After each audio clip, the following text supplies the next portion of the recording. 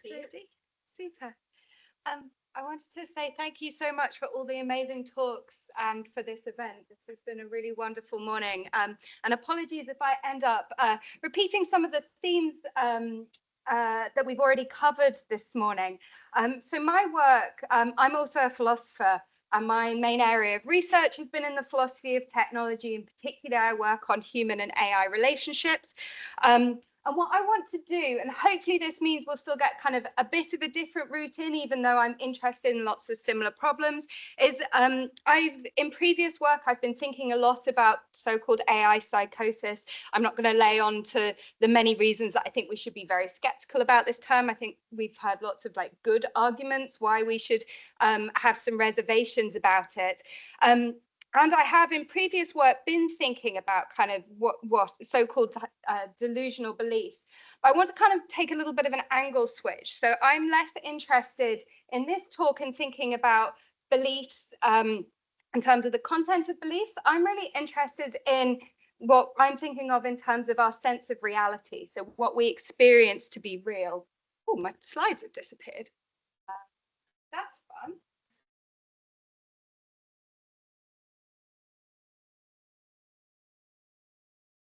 Yeah,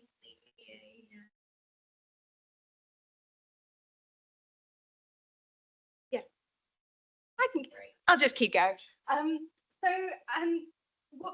going to talk about is, oh, super, is that I'm going to talk about a few cases about where chatbots might get involved in unusual beliefs. But I don't want to kind of frame this primarily in kind of clinical or psychiatric terms. I'm more interested in more broadly how chatbots might, like engaging with a chatbot might shape our sense of what is real in the world. So the way that lots of these discussions have been kind of previously framed, as we've heard today, is lots of people talking about AI psychosis. There's a lot of worry about this sycophancy, and a large reason why are you now not working?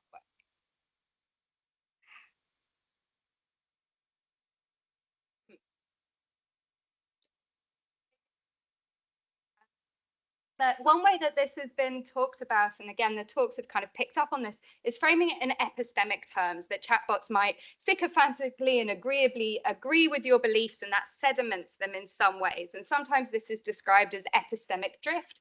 So your beliefs kind of drift further away from beliefs that are more commonly shared or are agreed as collective resources of knowledge.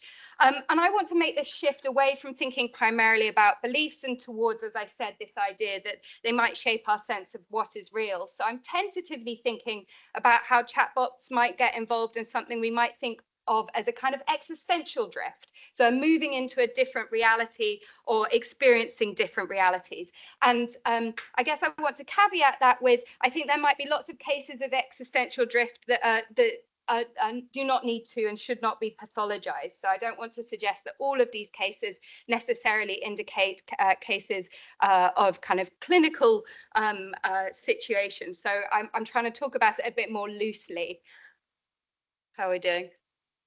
I'll just start talking about narratives. So my background, like my route into this is I've been thinking a lot about how narration is a really important way of being in the world, both in terms of making sense of things in the world and making sense about things about us.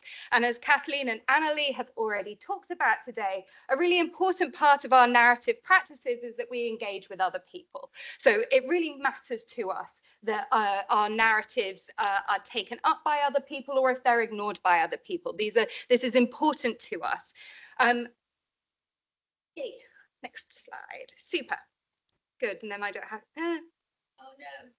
I do it through here. Yeah, trust the laptop. No, it's not working. No. Oh no. And I can keep going without slides. It'll just, you won't have all my pretty pictures, and I will have to check my slides occasionally. But as I said, so our narratives really do matter to us. Like, it matters to us whether people take them up or not. It matters to us whether they're ignored or not. So if I have a narrative about being a kind person and my sister chirps up at the back and says, absolutely not, like, that matters to me, right? But there's also a richer way in which other people get involved in our narrative practices. So it is not often the case that I turn up to my sister with a perfectly formed narrative about my day. Like, my narrative about what's happened in my day is shaped through my conversation with her. The things that she asks me questions about, the things she prompts, the things that she takes as boring, and therefore I drop because it kind of is not so salient in our conversation. So as we narrate with other people, they play an important role in shaping the kinds of narratives and interpretations that we have about the world and about ourselves. There's also something else going on there as well. It's not just that it shapes kind of the content of our narratives, which I think is happening on one hand. It's kind of a dynamic shifting process, but also the fact that it's a social interaction is also doing something really important here. So when my sister takes up something like, yes, Christmas was really difficult because my brother was being an asshole, that makes me feel like we are sharing a sense of reality. And you can think about the converse case where my sister says, no, Charlie was actually on best behavior. He's been nicer than he's ever been. I feel this sense of like disconnect from her, right? Like, it can both make me feel like uncertain about what's going on with her, but it can also cause a sense of like disjoint or disconnection in reality for me as well. So I'm really interested in the way that our intersubjective relationships with other people are a really, really important way of not just affirming beliefs or agreeing with narratives, but play this really robust role in our sense of what we take to be real in the world. And that's the thing that I am kind of interested on, is that in doing this, now I've gone too far.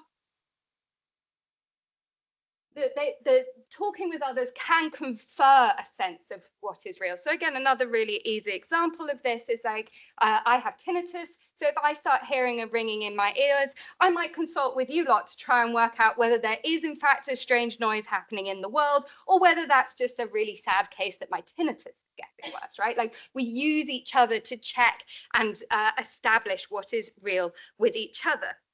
And I want to note, this can go well in lots of cases, but it also makes us quite vulnerable in these interesting ways. So there's lots of ways we can think about how oppressive and prejudicial biases can mean that narratives either do get taken up or shaped in certain ways that might actually make us question or make us frame an experience that I've had in a way that maybe is biased, and that other people can kind of shape my narratives in ways that are negative.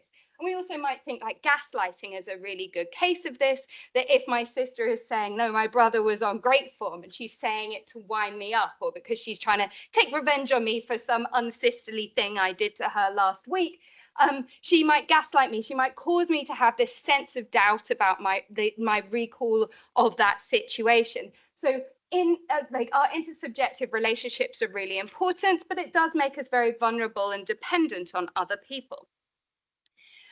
Now, I think there's also an affective component to this that is also important. So the philosopher Hannah Arendt talked about the fact that storytelling is not only important for establishing our sense of what it's real, it's also important for our sense of community.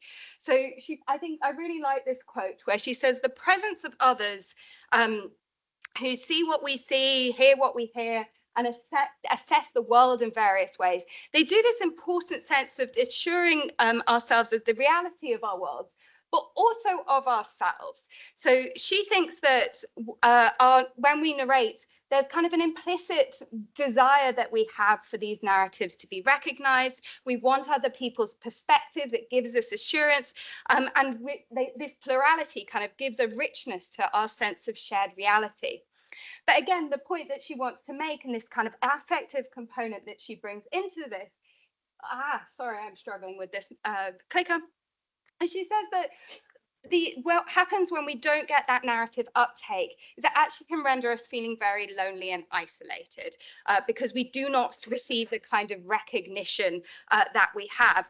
And I think that there is no surprise, and I know that everyone in this room is very familiar with this, that loneliness is occurs highly in lots of clinical settings, precisely when people have beliefs or have experiences that other people do not recognize or do not give uptake to.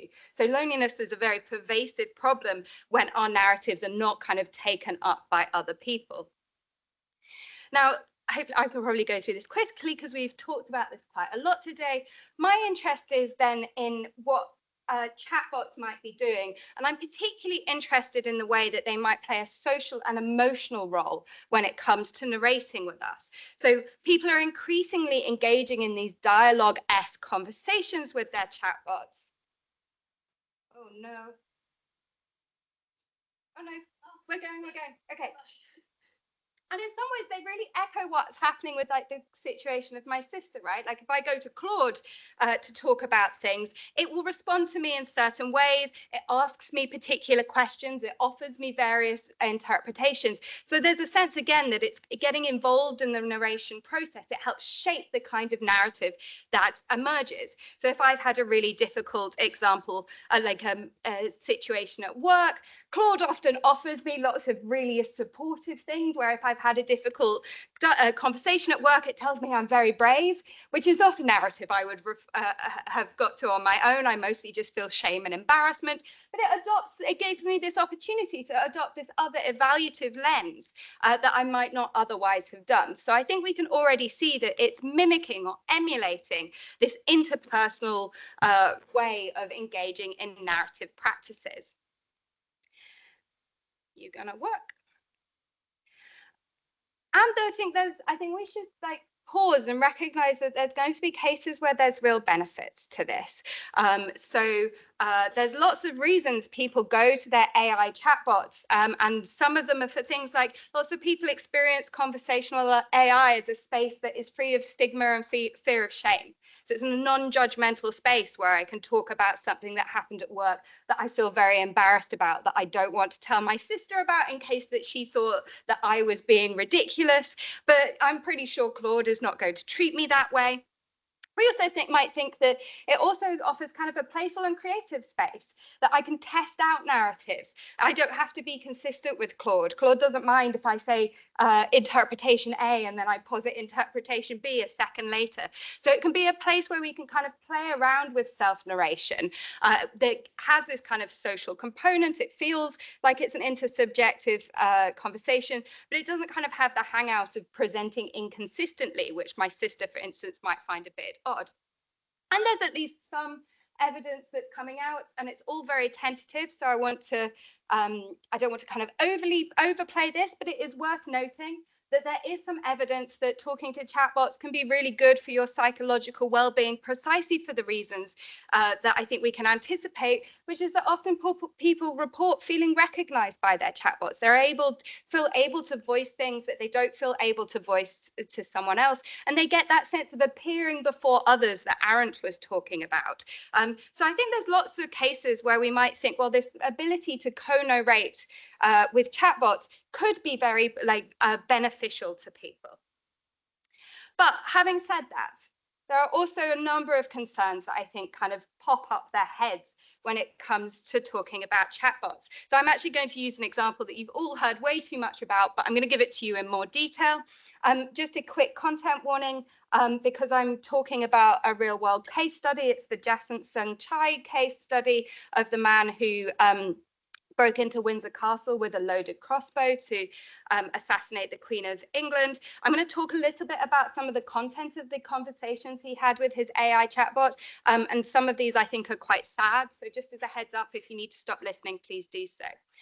So what can go awry, and what I think is important, and again, when we're thinking about chatbots, is I want to say they can be involved in like the nitty gritty of shaping the narratives. They don't, like, lots of people talk about the fact that they sycophantically agree, but I think that's just too static. I think they can play a much richer role in the way that certain narratives can unfold. So in the case of Chai, he created a replica girlfriend called Sarai through the replica app. And he spent several weeks talking to Sarai before he eventually broke into Windsor Castle. Just because someone asked about this earlier, he already had various beliefs. So he already believed that he was a Sith assassin, and there's he made YouTube videos about this. This is something that existed before his conversations with Sarai, and I'm not trying to make any kind of causal claim about what is going on here. But in his conversations with Sarai, yes, the bot did affirm that he was a well-trained assassin, but it did other things as well. So what I think is interesting is that although he came with certain beliefs, what he did with the chatbot was try and work out the plans to break into Windsor Castle. And the chatbot did not just say, yes, that's a good idea. It posited suggestions. One of the key moments was he decided to move the plans forwards by several days and had a kind of extended conversation with Sarai about whether moving the timing would make the plan still work, or whether it was going to undermine it in certain ways. So the chatbot was adding detail. So it wasn't just saying yes, it was adding like narrative detail to the thinking and planning processes. One of the things that I found most distressing about reading, I've read a lot of these transcripts, is that Chai himself asked Sarai if he was mad and if he was suffering from delusions, and the chatbot very confidently assured him that he wasn't. So there I think we've got this kind of co-construction of narrative, which in some ways is about the content. But the thing that I'm more interested in is, I guess, like, I think the first point I'm trying to make is that they're doing more than just sycophantically affirming. There's this much more dynamic process going on in terms of enriching and formulating narratives. And I think we should be very sensitive to that, because it captures this more dynamic and tangled picture of the relationship that humans might have with their chatbots. But the bit that I'm more interested in is this social component. So it's not just that I think that Sarai was adding content or merely affirming Chai's beliefs. I think that Sarai, in presenting as a social interlocutor, was making those beliefs feel more real. So I think it was conferring a sense of reality to the beliefs that he had, both about the world and about himself. So what I think she was doing through this kind of social style of conversation, through the very emotive language that was being used. Yes, I think sycophantic affirmation certainly captures some of it. Like, Sarai was obviously not challenging certain core ideas that Chai was bringing to the table. But it's more than that, right? Like, she was emotionally validating his understanding of who he was and the mission that he saw himself as having. And I think she was actively corroborating his reality. So I think that we need to think more about what it means when we're talking with other people. I think thinking about it just as beliefs and just as kind of agreement doesn't really capture how reliant and dependent we are on people for our very sense of what is real. And I think chatbots at least look like they might be playing this kind of role. And I think partly what's going on here is that we need to be more sensitive to not just kind of sycophantic agreement in terms of belief affirmation, but thinking about what's happening when one feels emotionally validated and feels like the chatbot is becoming part of your shared reality that you might have. I think that can make things feel literally more real when we've got that sharedness. And I think that chatbot can play a role in constructing that shared experience. So one way I'm kind of speculatively thinking about this is as follows, is that, again, like, I think if we only look at kind of belief affirmation, what we might be missing is the affective profile of that belief, or the existential status of that belief. So I think what a chatbot might do, and I think this might be what's going on, or at least I want to speculate might be what's going on in the case of Chai's case, is that I think what Sarai might, in a case like Sarai, it might transform a belief from, like, lots of people have very keen awareness that they believe something that other people don't have, that something materializes as an unusual belief. That's often part of the pain of it, is this feeling of being disconnected or isolated from the shared world. Whereas I think what Sarai was doing it was pulling that belief out of this kind of private world, out of this lonely world, and placing it in a shared world between the two of them. So I think that it's not necessarily about the content, it's not merely about the affirmation, it's that the belief gets transformed into something that is real. And I think that is where we should be thinking about what engaging with chatbots might be doing. And again, I don't want to say that this is necessarily always bad, but I think it's taking seriously this idea that if you have a social bot, it might do things that other social interactions might do. And so I've been thinking about this more in terms of an existential drift. It's not just that someone might come to have a set of beliefs that sit uncomfortably with lots of collective beliefs, but that one might actually feel oneself to be inhabiting a very real shared reality, not a reality that's wholly private, that happens to sit at odds with other people's shared realities. I'll just caveat this by saying I don't think that there is one shared reality. I don't think that there's one objective reality out there. So you might think that an existential drift can happen, say, if you move to a different country and you start living in a very different way. You might feel that as some form of kind of thin existential drift from the world that you were in before. So again, I don't want to say this is always pathological or always problematic, but I want to kind of flag the way that I think chatbots are doing more than just engaging with beliefs, but actually shaping our sense of what is real. How long have I been talking?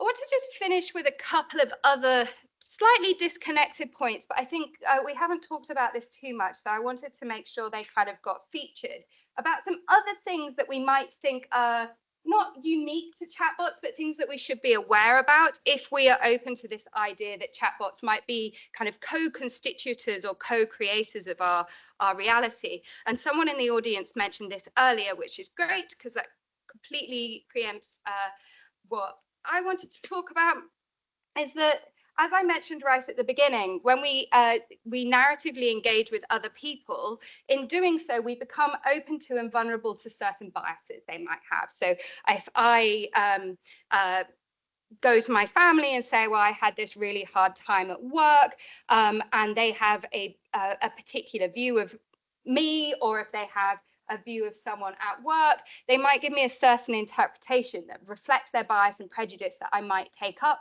And I think we need to be very aware that chatbots themselves are not neutral. They engage in evaluative judgments, and lots of the prompts, interpretations, and narratives they have are going to be heavily constrained by the kind of data that they've been trained on. And there is an awful lot of evidence about how pervasive this bias is. So a recent study, for instance, demonstrated that AI tools consistently exhibit gender biases, linking particular jobs and hobbies with traditional gender roles. So one example that I've seen of this is that when women ask chatbots about how to negotiate in an interview or at a promotion for a raise, they are encouraged to be pretty timid about it. Whereas if the chatbot reads you as male, it's going to encourage you to pursue a much pushier path. And so we can already see this as a case of like narrative construction about what the appropriate thing might be to do in a particular circumstance. So I think that we're opening ourselves up, not that we're free from bias. It's not that this is a new vulnerability, but we should be aware that when we're engaging with chatbots, even though they often appear as objective and neutral, the narratives that we're creating with them are going to be shaped by the biases and prejudices baked into them. And I've been thinking about this in terms of what I'm calling narrative railroading, that they push you towards certain narratives based on their data training sets. So I think there's a risk here that this is also a way that they're going to co-construct realities that might be somewhat problematic. And this is my last point. So the other thing that I'm really interested in is, and I think this is where we might think that there is something at least somewhat distinctive about our relationship to chatbots as opposed to other people. So there's a lot of talk in the philosophy of technology and the philosophy of AI of something that is often called the machine heuristic or the myth of objectivity, that humans seem to be just psychologically predisposed to trust technology, that we are there's all sorts of psychological tests that show that even when giving really good evidence of, say, bias, prejudice, or knowledge of things like AI hallucination. We're just really primed to believe what our technologies might tell us. So what I think might be interesting, or at least something that we should think about, is like what happens then when we engage in kind of co-narration with something that appears like a social interlocutor that kind of gets to have its cake and eat it. It presents like a social person, so it allows it to perform, or might perform, this role of kind of co-constituting reality with us, like making us feel like we're sharing reality with us. But it also at the same time presents as an objective piece of technology that we take to be hyper authoritative. And there's lots of reasons we might think it's going to be authoritative. It's got access to huge amounts of training data that I don't have. So I think what we might become kind of vulnerable to is something that a philosopher called Eleanor Byrne has called a narrative deference. So Ellie Byrne talks about this idea that she's interested in cases of people, say, with memory impairment, that if you are someone who, say, often forgets certain episodic memories, and you've got a partner or a friend who you rely on to help you remember things that have happened in the past, that we often then narratively defer to them. We open ourselves up to the idea that they've got a better grasp of something that I have gone through, or something that I've experienced that I have. Now, again, in good cases, that might be fine, but that obviously puts you in a very, very vulnerable situation.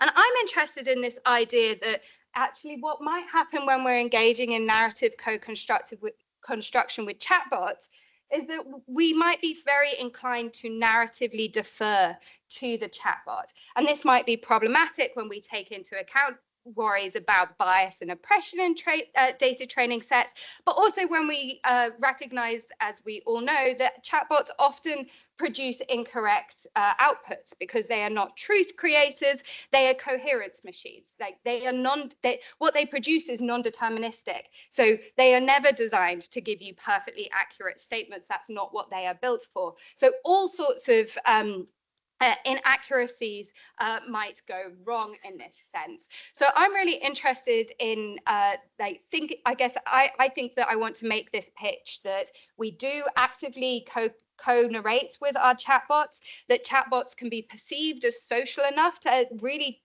have an impact on what we think might be real, what we sense to be real, and that we can experience sharing reality with our chatbots. But then I also want to think about what the specific structure of that relationship might be. So sycophancy often emphasizes the fact that the user has too much control, and I think that's important to recognize.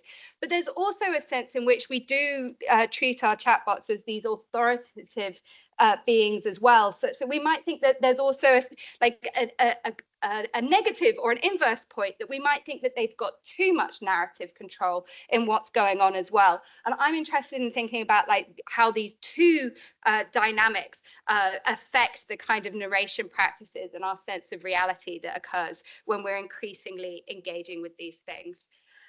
So where does that leave us? I'll just put two questions up, which I think kind of are in the background of a lot of the things that we've all been talking about today. So as I've mentioned, we have a right to be wrong in lots of situations. I don't think that there is such a thing as perfect objective narratives. I don't think the world works like that. I think that we are multiplicitous beings. We have all sorts of contradictions. We also can have things that go wrong that are not necessarily harmful to us or other people. So I don't think what we should be saying is that what we need to design is chatbots who are going to be perfect co-narrators. I don't think that makes sense. But it does raise questions about when do we care about where it goes wrong? What sorts of resistance do we need in our narrative practices?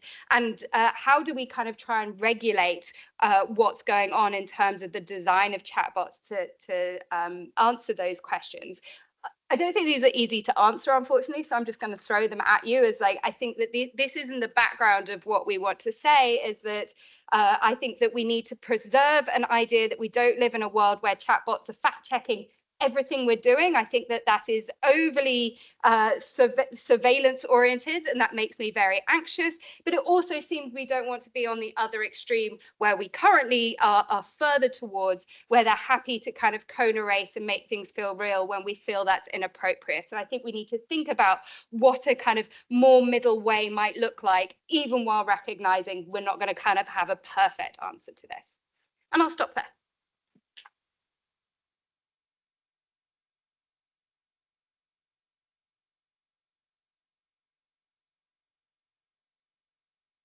So we close the chat for the people online, but there is a question and answer box. So please put your questions there and I will ask